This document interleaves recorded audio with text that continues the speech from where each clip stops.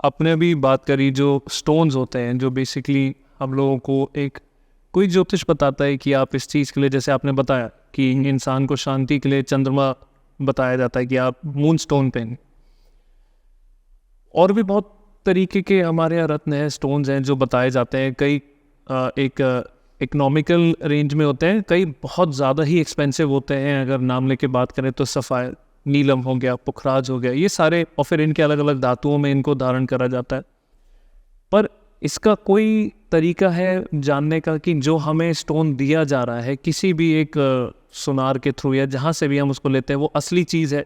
क्योंकि अगर आप ये बता रहे हैं इन सारी चीज़ों का दुष्प्रभाव भी है, एक नेगेटिव इम्पैक्ट भी है, तो हो सकता है कि जिस चीज़ के लिए आपने वो करा वो ना हो, कि इसका बहुत उल्टा इम्पैक्ट भी पड़ सकता है। जी, देखिए, स्टोन्स का आपको 2-3 तरह से ध्यान रखना होता है। पहला, जो स्टोन्स आपको पहन रहे हैं वो रिक्वायर्ड है या नहीं है। कुछ ग्रह ऐसे हैं या उनके नेचर इस हिसाब का रहता है कि वो दान से ही खुश हो जाते हैं, स्टोन पहनने की ज़रूरत ही नहीं। कुछ ग्रह हैं जिनका आपके तत्व की कमी है, उसको लेवल अप करने के लिए आप स्टोन पहनते हैं। कुछ अच्छे पोर्टफोलियो होते हैं ज्योतिष के कुंडली में, उन पोर्टफोलियो को आप और स्ट्रॉन्ग करने के लिए स्टोन पहनते हैं। वो स्टोन्स रिक्वायरमेंट आप किस लिए पहन रहे हैं, फर्स्ट चीज़ ये। सेकंड, जो आप स्टोन्स आपने बात की, जैसे सफ़ायर हुए, येलो सफ़ायर हुआ, ब्लू सफ़ायर हुआ, एमराल्ड हुआ, रूबी हुआ, ये स्टोन्स आज से नहीं, पहले से ही प्रीशियस स्टोन्स में आते थे। माना पहले इनके निकालने के लिए रिसोर्सेज कम थे, तब प्रीशियस स्टोन्स में आते थे, आज उतने ही हैं। अगर मैं कोरल की बात करूँ, रेड कोरल, तो सबसे बेस्ट क्वालिटी का रेड कोरल आता था जापान के समुद्र से।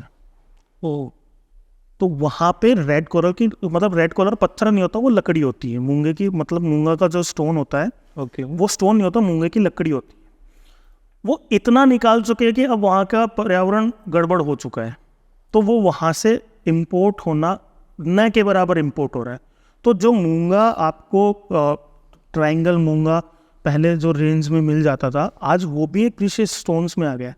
बट अब लोगों ने उसका क्या सिचुएशन निकाला है कि उसी मूंगे को जो फिनिशिंग, लकड़ी का फिनिशिंग दिया जाता है, जैसे मैं आपको बात करूं कि लकड़ी की फिनिशिंग के बाद में जो बुरादा बचता है, उस बुरादे को ही जमा के उस पर पेंट करके और वही मूंगा आपको बेच दिया जाता है। तो गवर्नमेंट सर्टिफाइड प्राइवेट लैब्स पे आप विश्वास मत करिए। गवर्नमेंट सर्टिफाइड लैब्स होती है और उस लैब में हीट टेस्टिंग होता है।